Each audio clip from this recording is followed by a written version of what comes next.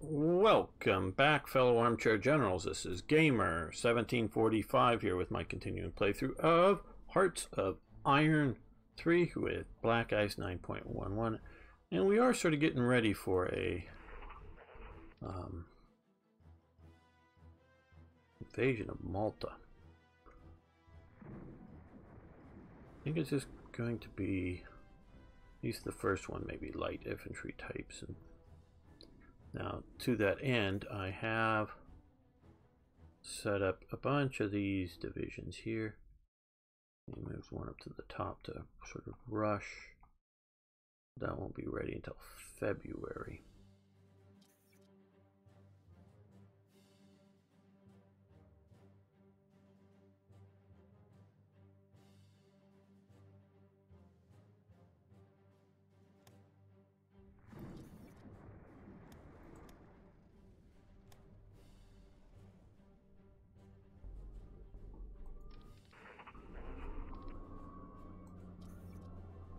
Okay, we've conquered Yemen.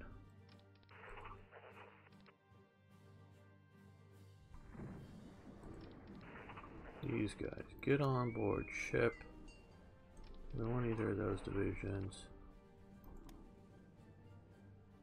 Rommel is a battle commander, that may be useful. Rebase over to here.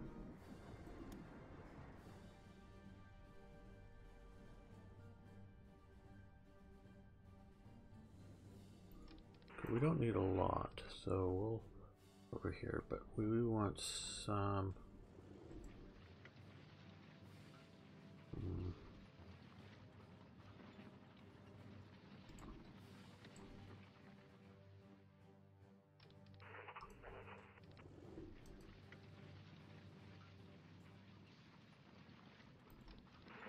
you keep advancing that way.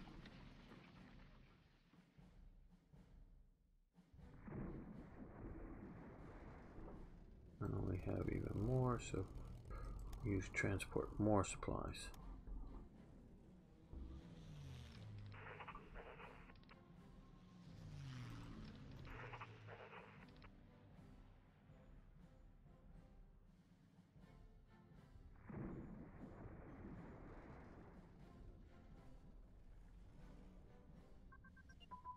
Armor unit training, great.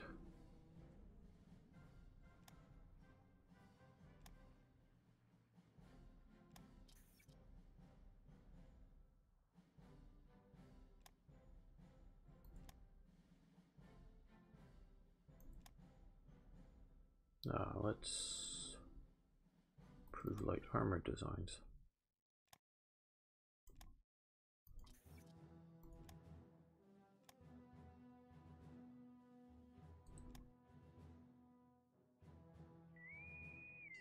Okay, good. Got them basing out of there now, so let's... How far down here can we operate? No. Okay, there we go. Right out there, convoy raiding cautiously.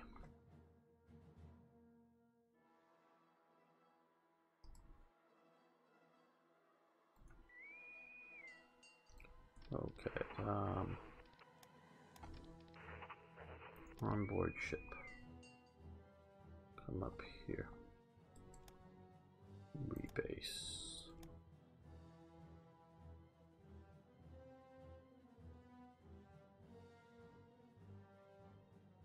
And here.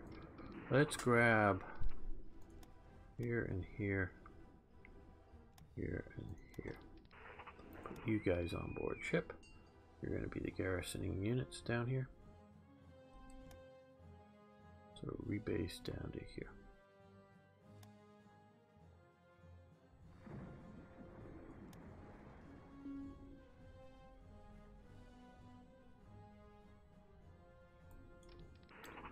You guys come back there, be ready for operations. Oh, they're taking out, good, they're taking out some of the CAGs. Well, it looks, well, no, they're still invading us. Okay, so they're invading us. Okay, they were getting pretty weak, so it's a good thing we got there. So some sort of Royal Air Force garrison is invading us.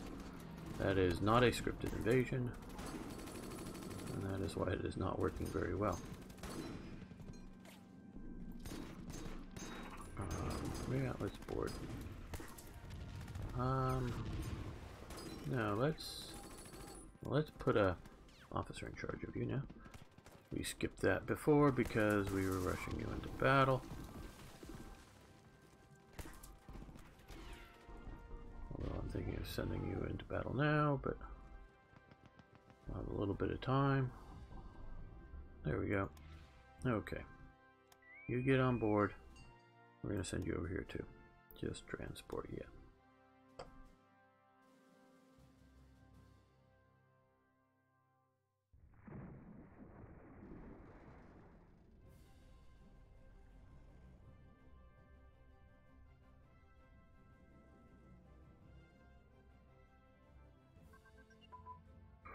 Okay, carrier group doctrine has advanced. And I don't know if I did the right thing by doing that, but because I say that because there's this big, huge death fleet here.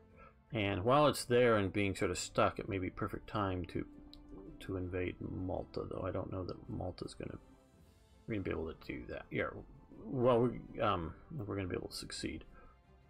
Carrier group doctrine. That's here, I believe. Okay. Commerce, unrestricted submarine warfare. That's what we should be focusing on now. And we need trade interdiction. And there we go.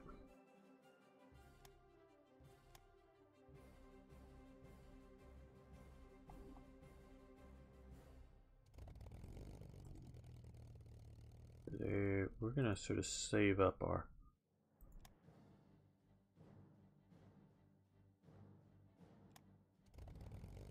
you guys came up there earlier. Yeah, you can have the base there. You're gonna either bomb Malta or more likely protect our fleet while we try to invade.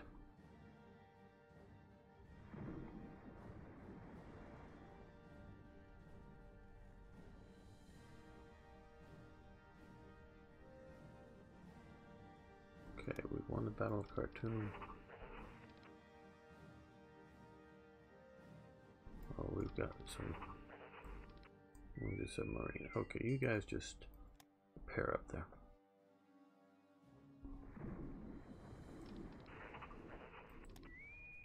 I'll keep you away from the others. We'll go this way. Rebase.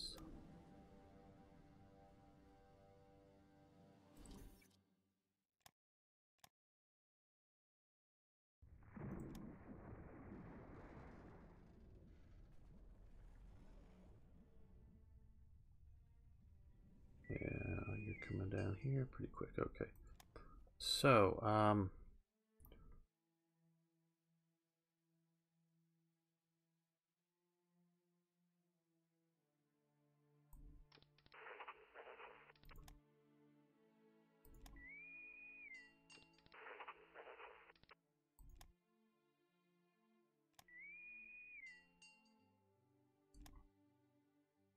transport.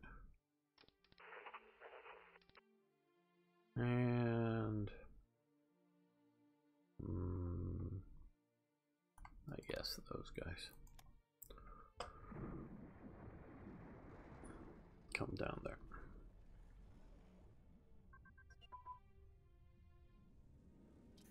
Okay, we've hit 1942 global game balance. And something has just jumped forward. Welded plate construction.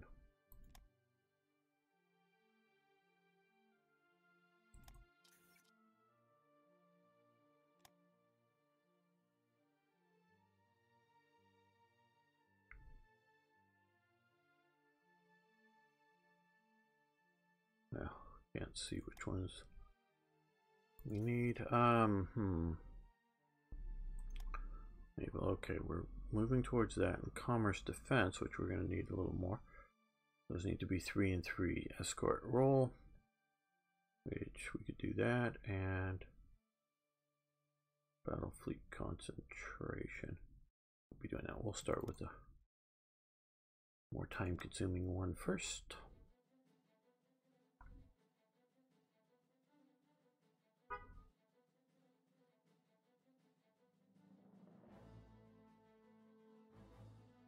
Oh, it looks like they gave up and are going away.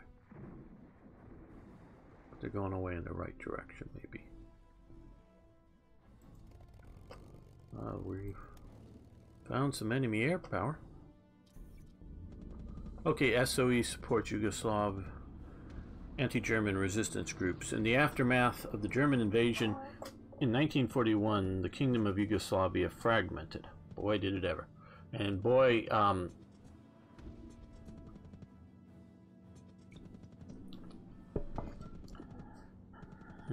do I put this? Well, remember one conversation with someone who had ancestry in Yugoslavia. I was working gun sales at the time. And since he didn't volunteer, it was during the Yugoslav Civil War, you know, post, you know, communist ending there. Didn't push which side he was ethnically from. And not, I mean, the guy was clearly born in America, so I don't know whether his parents had moved from Yugoslavia or his great-great-great-grandparents or something he moved. So you know, but he was from that part of the world. There really was never a Yugoslavian nation. I didn't say there was never a Yugoslavian country or state. That's a different thing. There was definitely a Yugoslavian state. No doubt. And an internationally recognized country. No doubt. But there was never a nation. No one really thought of themselves as Yugoslavian. They thought of themselves, and do, I think this to this day, they see themselves as Croats or as Serbs, as the main ones. I don't know if people really think of themselves as a Bosnian Herzegovinian or something like that, you know. Obviously, some people thought of want to join, you know, Kosovo area. They want to join Yugoslavia. Albania. You know, you got this area here that wants to be Macedonia. So, and we very well may have viewers here. So there was never a kingdom of there was a kingdom. There was never a Yugoslavia. What there really was the kingdom of Greater Serbia. And even as you come out with Tito, he was a Serb. And of course he tried to build a Yugoslavian nation. Part of the way he was doing that was by not ethnically cleansing so much, and he may have done some of that. I don't know that he did, but he did ethnically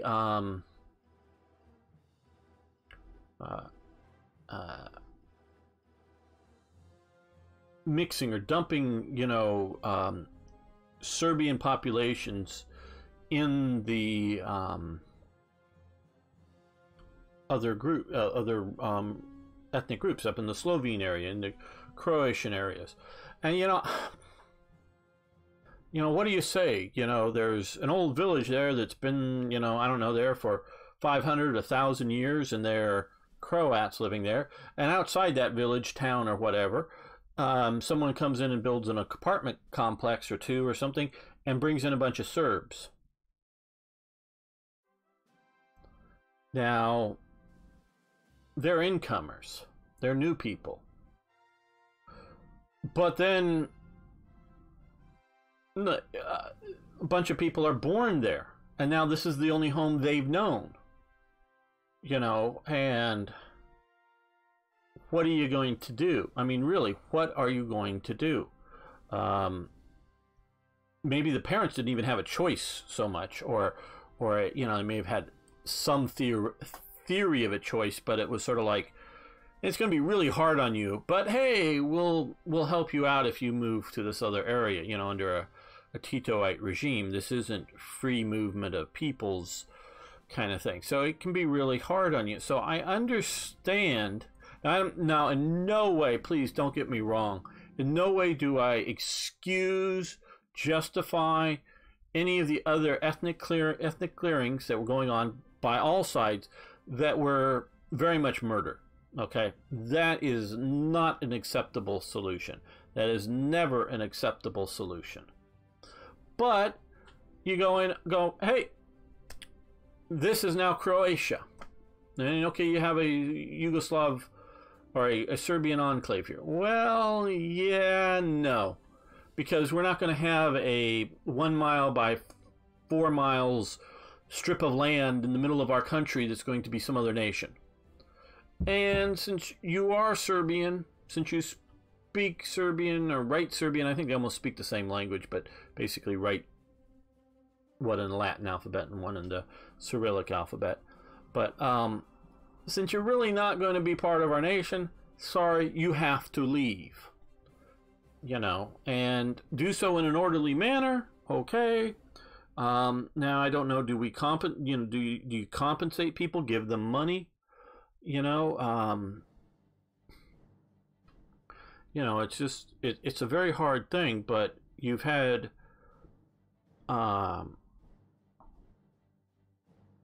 Tito and his group socially engineer problems in a way there, and that's what he was doing. He was socially engineering problems to sort of give a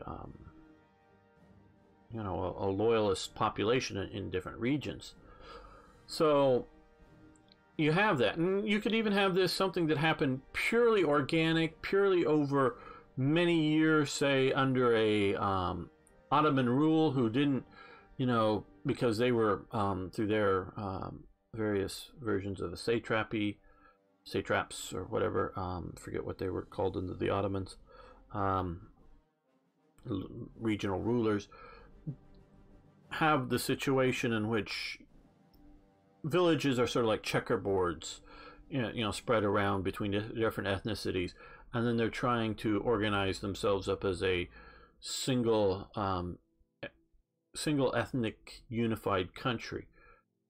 And what are you going to do? I mean, really, what are you going to do? That's what we sort of see here. And this is a very sort of interesting thing that you don't have in other parts of Europe, because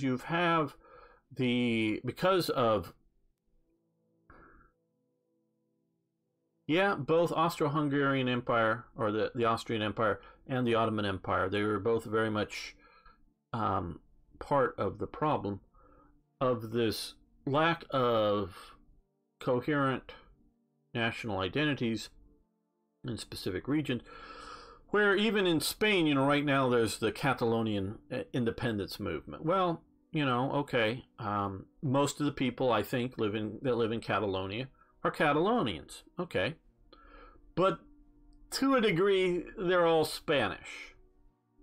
Now,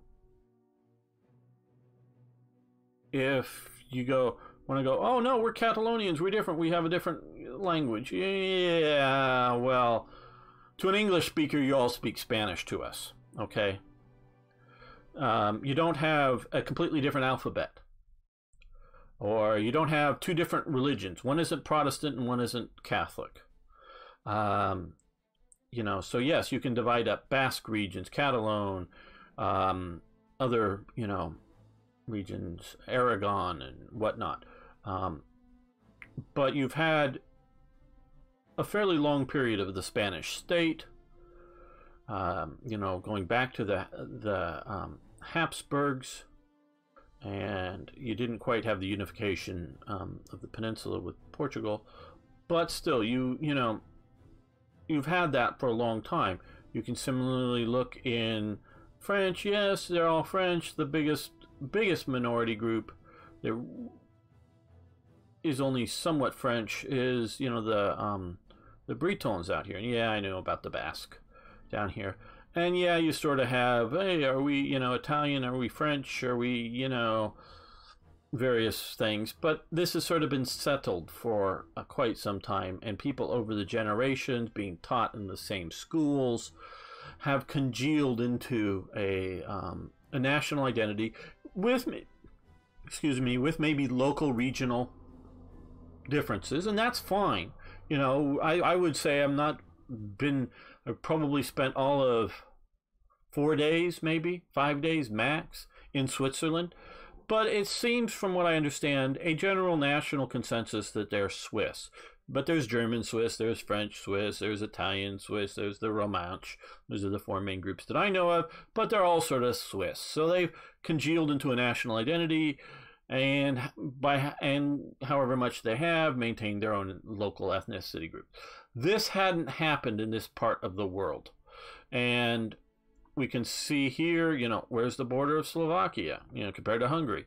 You know, there were, under the sort of Austro-Hungarian administrations, you know, it wasn't so important. Again, the Sudetendeutsch, you know, it was under the Austrian, German, Holy Roman Empire, whatnot, that it didn't matter. But once you're carving out a country, it does matter. So, you know, unfortunately, ethnic cleansing has been very badly handled, but I understand the idea that you've been forced into a state. You were forced into Yugoslavia at the end of World War I by, ooh, the poor victim, Serbia. Well, yeah, the Austrians did come in and butcher a bunch of people. That's quite true. They were quite brutal, and they're what we call war crimes today going on in there. And yes, you know, they did suffer in that. But they were the ones, the government of Serbia, yes, feeling pressure of a expansionistic Austria, but not immediately being attacked, set up the Black Hand terrorist organization to kill the Archduke. So, okay, you take out, you know, it's sort of like taking out the vice president, because he was the heir apparent. And, you know, oh, yeah, you know, let's just say if Bulgaria, if we found out, you know, if somebody kills the American vice president, and even if it's an American, but we find out that somehow he was given the gun, because that's actually, they gave him the gun, a Browning 1910 model, I don't know, Browning model, several pistols for the assassination, because there were multiple assassins. But let's say the assassination team was given its weapons, training, and whatnot in support in Bulgaria today, and then they assassinate the U.S. president. We're on for a war with you guys. You know, I'm obviously America and Bulgaria. That's why I sort of picked them right now, because I'm trying to be, you know, non-inflammatory. You know, we have good relations with them. There's no reason Bulgaria, because they're no longer the sort of the stooges for the old Soviet Union, which they were, sort of the hit teams of the old Soviet Union. But in the modern day sense, yeah, no, they're not going to do it. So obviously, I'm trying not to be, you know, prejudicial here, and very much meaning it that way. It's just, if a country even uses a secondary source to kill the vice president of the United States, we're on for a war.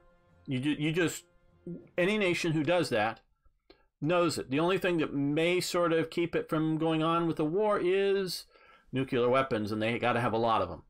Not just, oh, we got 5, or we got 10, or we got 20, because we, you know, very well might be able to first strike you with a bunch of nukes. If you've got the Soviet or Chinese arsenal, then, but we are on for real serious problems then. So, you know, and we still may be on for a war.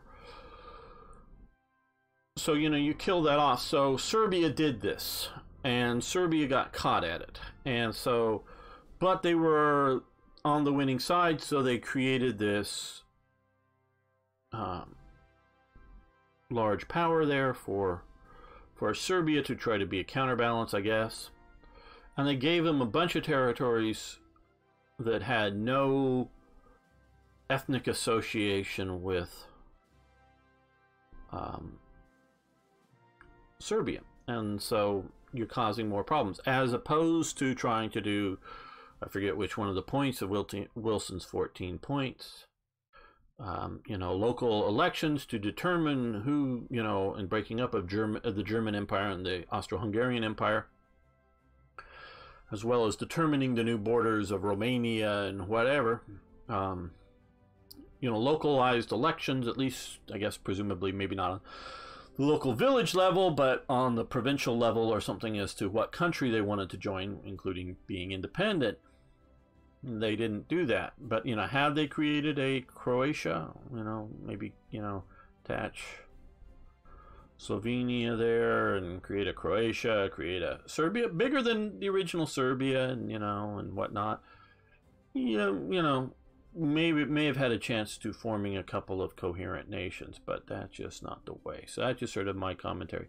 Again, you're dealing hard with history, and I know there's a bunch of Europeans watching that are European Union centric, and that sort of handles this. If you're in the European Union, who does it matter? We're all being ruled by Germans anyway, so, you know, local ethnic differences no longer matters, and, you know, it'll not just Merkel, but on into the future, German rule for Europe, and we like that. You know, maybe that's the way you guys want to go, but hey, who knows? Okay, in the aftermath of the invasion, the Kingdom of Yugoslavia, while there was substantial pro-Axis movement in Croatia, two resistance movements formed. The Royalist Chetniks under Draza Mihailovic and the Communist Partisans under Joseph Broz Tito. Mihailovic was first to attempt to contact the Allies, and the SOE dispatched a party on September 20th, 1941 to assess both potentials. Although the Royalist government in exile, the SOE at first supported the Chetniks. Eventually, however, due to reports that the Chetniks were less effective and even collaborating with the Germans and the Italian forces on occasion, the British supported was redirected to the partisans even before the Tehran Conference in 1943. Okay, yeah, and that's obviously all true and correct history. Those guys are awfully well equipped with MG-34s right there. So, yep. Looks almost better equipped than the Germans fighting them. If 1 in 6 guys has an MG-34, that's really good. Yeah,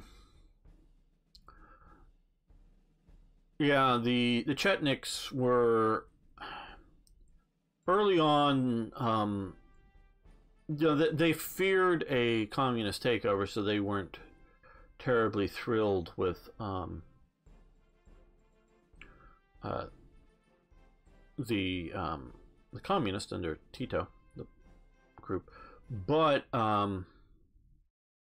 as time goes on, they, I think very rightly, figure out, oh, the Allies are going to win this. So if we continue to build and organize and be ready to form Yugoslavia, or at least Serbia, at the end of this, we're going to be in a better position. Where the partisans, they're radical communists and are pro-Soviet, and so they do more. And the British, of course, are looking to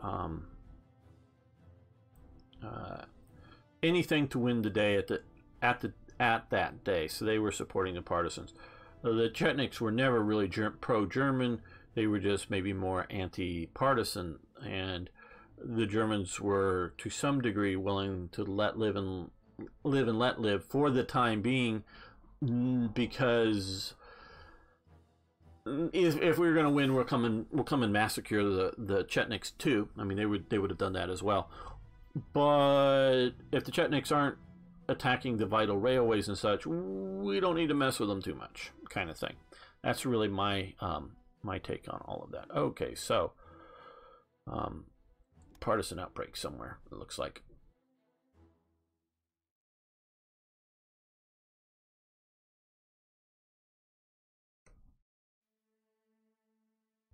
Okay.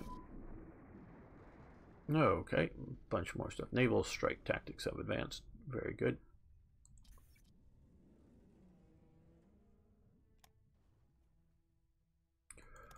Yes, but we are now in 42, so let's do other 42 doctrines. Japanese, we've heard, invade through Algaria as their choice of action. The Kaga is lost. The Kirishima is lost. Well, okay. So they're coming ashore somewhere here? Up here? Cool. Be fearless and proud and alone. Okay. Second happy time. I'm not going to try to do the German there.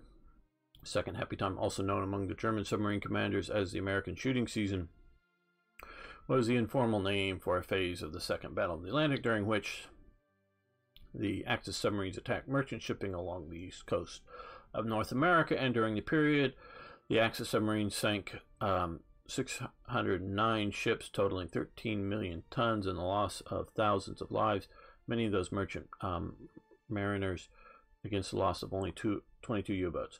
Now, another little thing about this. The U.S. government completely failed here. They had been watching and participating, as we've been seeing, in the convoy system going across the Atlantic. And you may go say, well, they didn't quite think war was going to reach America just yet. Yeah, okay. No, I'll grant you that. But they didn't even have plans. They didn't even say, hey, you 10 guys over in some... And I had the War Department, no Pentagon yet. Pentagon is built and made in the post-war. And, of course, there was a Navy Department, and there was an Army Department. No Air Force Department, because it was the Army Air Forces. But as part of the War Department. And they never said, you 10 officers or whoever, try to sort of come up with some plans to have ready just in case we need to do, you know, U.S. coastal and other type convoy systems and things like that. They never even set that up. So, obviously the Germans are responsible for the sinking, but the American Navy is responsible for the poor response to things. I know how to capture that without having the bad, jagged graphics on it now. But otherwise, I do like this. General Field Marshal von Boehm Ermoli dies. Died of old age, basically. Start of World War I, was given command of the Austrian Second Army. So he was an Austrian general. I'm not going to read all of this, but these are three stills from his funeral. That's his field marshal's baton. That's his picture back when he was commanding some Austrians, so we lose him. Groups Commando, yes. Okay, good. Just 2 manpower. Okay. Weihnachtsring Sendung 41. Christmas ring, we already had that, but that, because of it crashed, it fired. Yeah. Okay. Flieger Corps. Deploy 2nd Flieger Corps. Okay, yes. British declare war on Finland. Okay, this I'm pretty sure is a revolver-held event. It should not be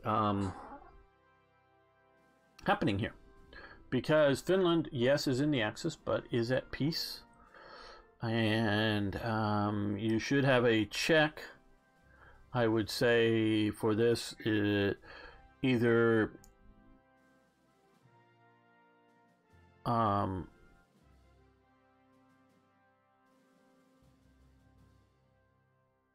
check for Finland is at war with the Soviets or something. So Britain declares war against them.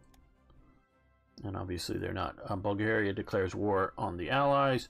Bulgaria was neutral during 39-41, but on March 1st, 41, Bulgaria signed the Tripartite Pact and officially joined the Axis bloc. The Bulgarian government was forced by Germany to declare a token war on the United Kingdom and United States on the 13th of December 1941, an act which resulted in the bombing of Sofia and other Bulgarian cities by Allied aircraft. The United States officially declared war on Bulgaria on June 5th, 1942, as expected. Okay, they get some dissent.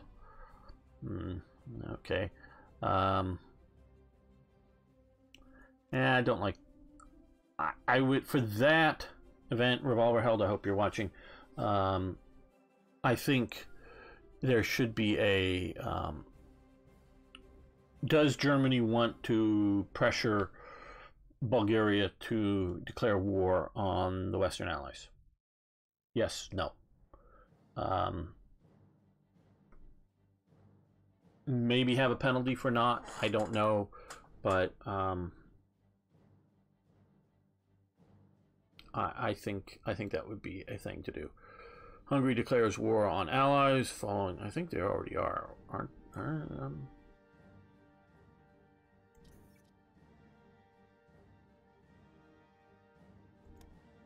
Yep, they already are. Oh, we've got a lot of stuff to do here, of course.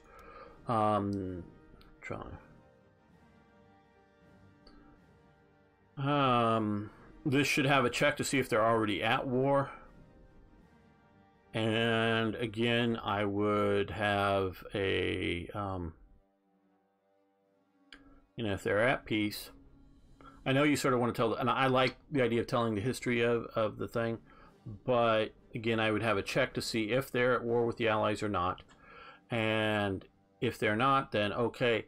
But fire an event, you can have basically the same thing, but do we want to pressure Hungary to do so? I don't know what would be the positive versus negative. Okay, Romania declares war as expected. I don't think they are at war. No, they're at peace. Yeah, I don't like this at all. Because if I want them at peace, because this is, I presuming that they're at war with the Soviet Union, which they were at this point. But if I wanted them at peace, because this is obviously a German pressure thing, so and convoys, so I would change those. That is, players don't like a lack of control, and it's why I'm not playing your the Fuhrer demands this or the Fuhrer demands that mod. I think it's a good idea, but it's not what I want, so I'm not going to play it.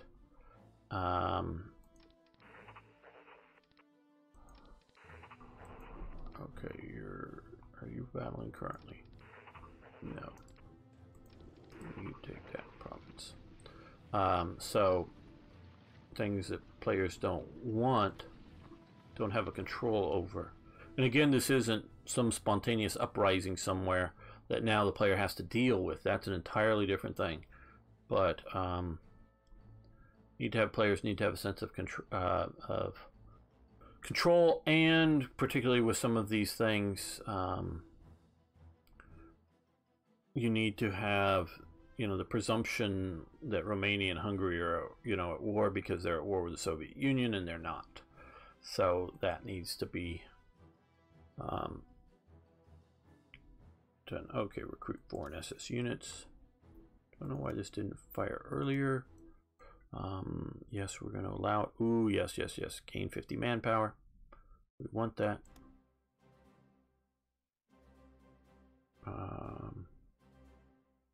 Okay.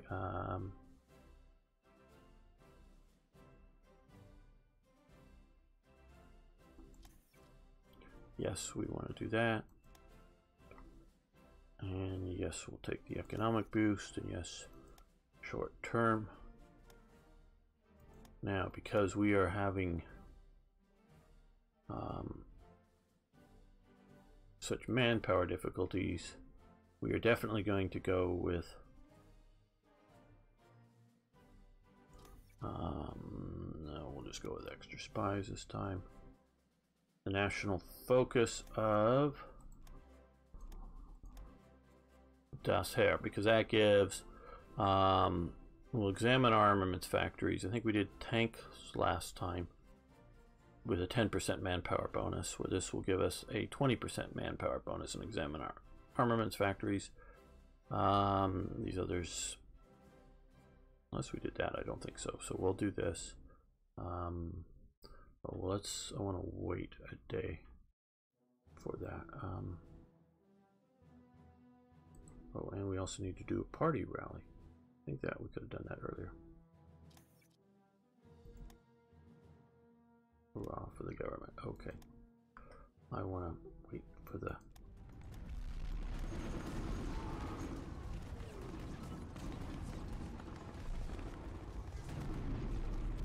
A lot of nationalist Serbs breaking out now. We've won the Battle of Khartoum. Okay, good. Oh, Croatia. Okay, you can get 5 interceptors.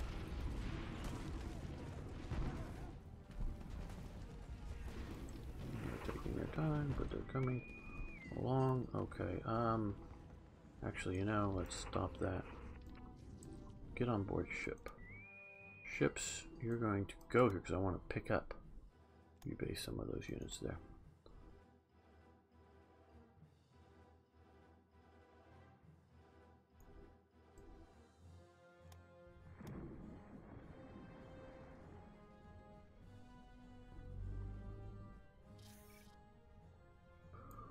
Okay, days gone by.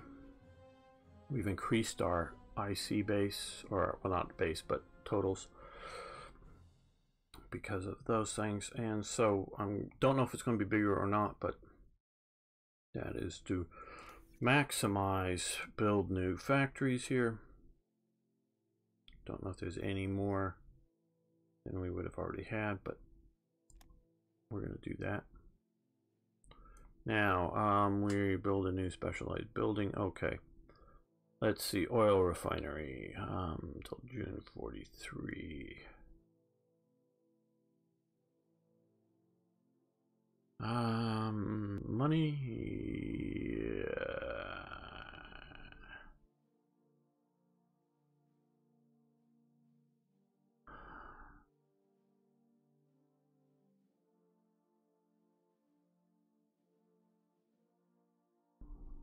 We don't need it. We might like it, but we don't need it. Okay,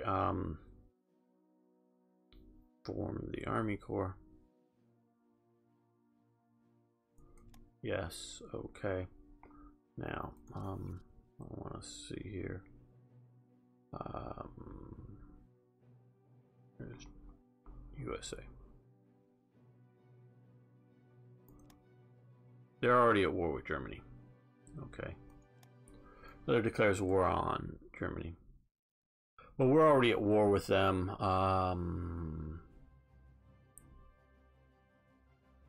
We could read this, but yeah, Hitler does that. Fuhrer Directive 40, the Atlantic Wall. Also in France in the coming months, yes.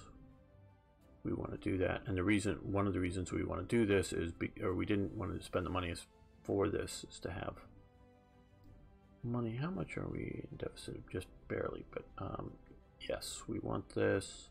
This needs to be in 42, I believe, and we need to be at war with America, which we already were, of course, but Soviet Union for trade agreement. Sell, okay. Let's go for, yeah, 31's fine.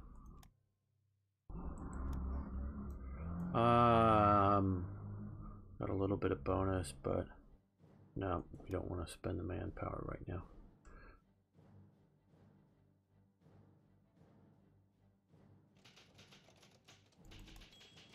Okay, good. That should help us out. Wow, they're still attacking us. A little surprised they're still able to attack us. Beetle should be grinding up pretty well with all that. Okay. Jaegers.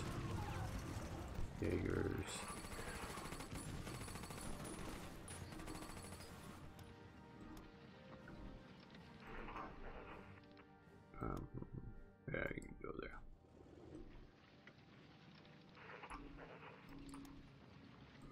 You support that attack.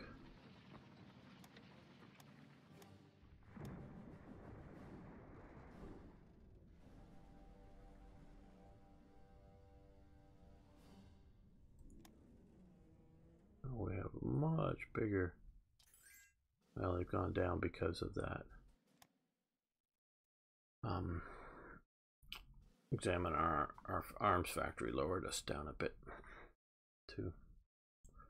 Okay, well, the Japanese are here. If they can successfully take a port, we'll give allied objectives. If you pay any attention to it, I don't know.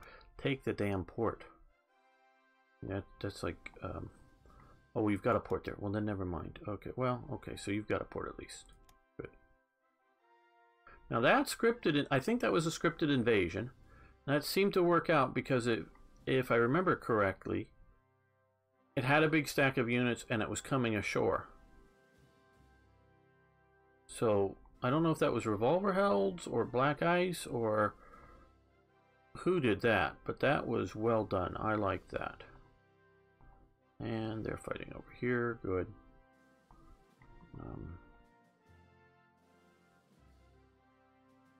Our Vichy French carrier. Okay, now. Yeah, you get on board. You get on board. You get on board. That's it for the moment. You come up this way. We're heading back toward Europe to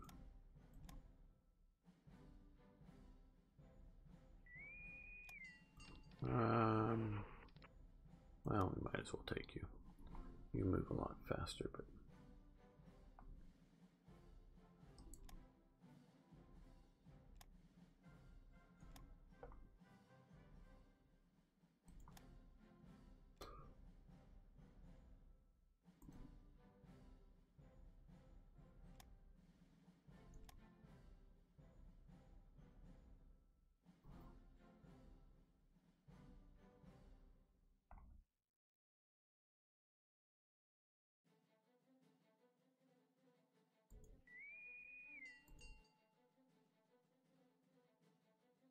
okay, coastal submarine. Where do we want to?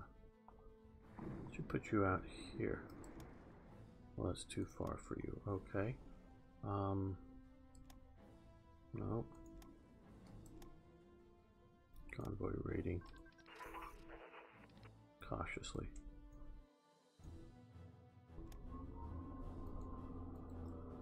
Okay. Bulgarian occupation forces for Serbia. Oh, well, first let's deal with this stuff. Okay, supply production advance. Great, that will help our supplies. And we were stopping that because, yeah, that's way too far in the future. Fuel you, no, we don't want to do that.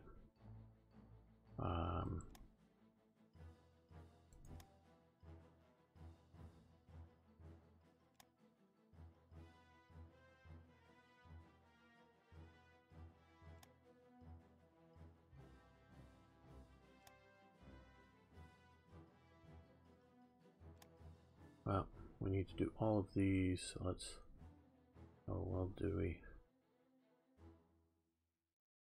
No, we've reduced down a little bit, so, okay, and the Akagi has been lost. So they're battling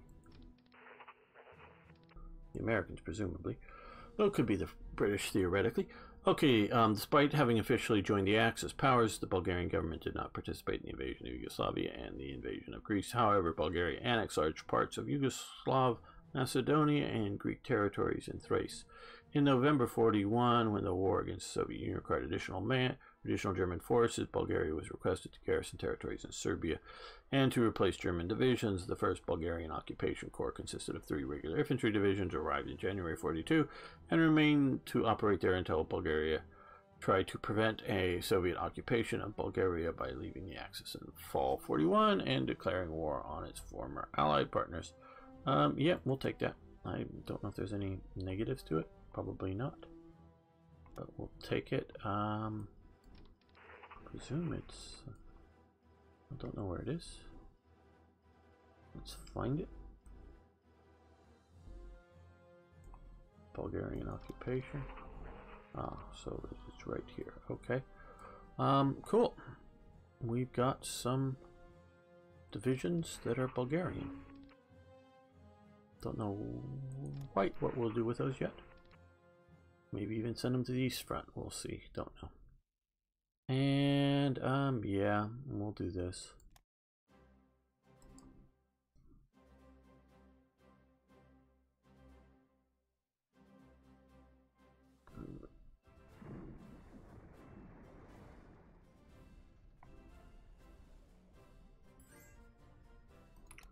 Iraq, sure. Energy. Sure, we'll take some rare materials from you. Turkey. Okay, mobile unit command and control. Great.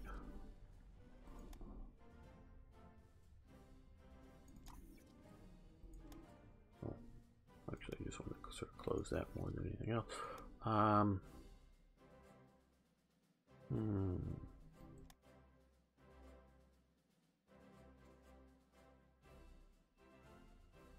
That'll give us more manpower. Yeah, I want to do that. And what is camouflage design? So we'll cancel that.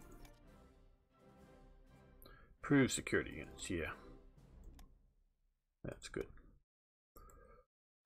Operation Bayadare was a special forces operation launched in January 42 by Nazi infiltration force in Afghanistan. They will be engaged in sabotage and great revolts. Great, short. A little before I'm ready for that.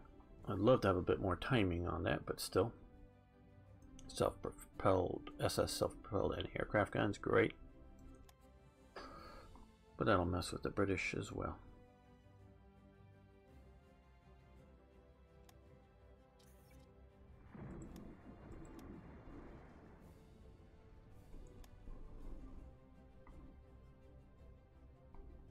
Okay, now we've got this fleet up here. Okay, well.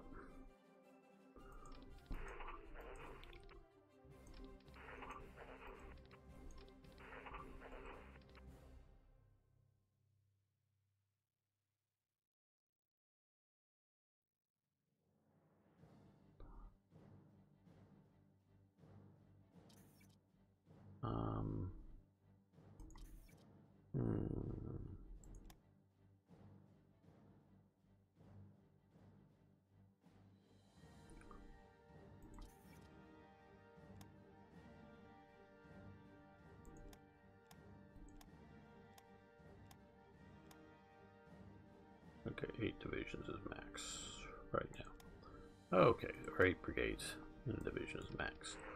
Just wanted to count that up, so make sure.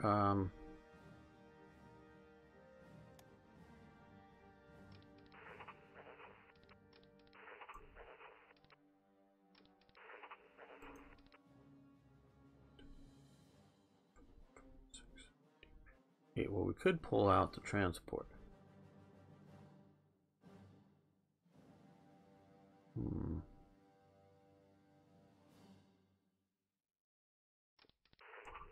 Trying to think here.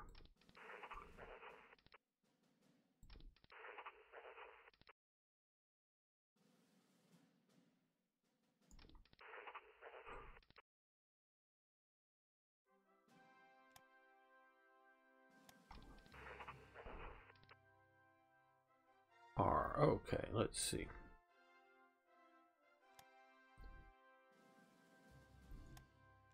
If we do that, they won't move fast, but we don't care about fast movement. What we care about is their ability to assault an island fortress.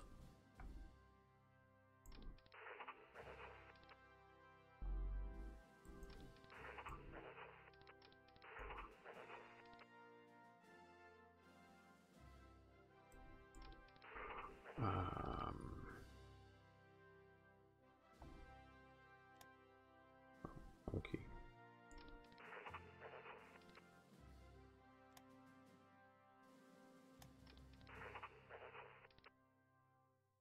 See if we can attach this Rommel battle commander there.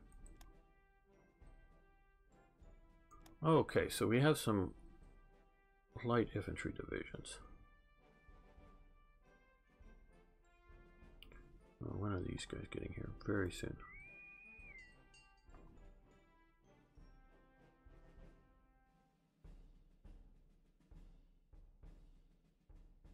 Yeah, we'll wait for those to get here.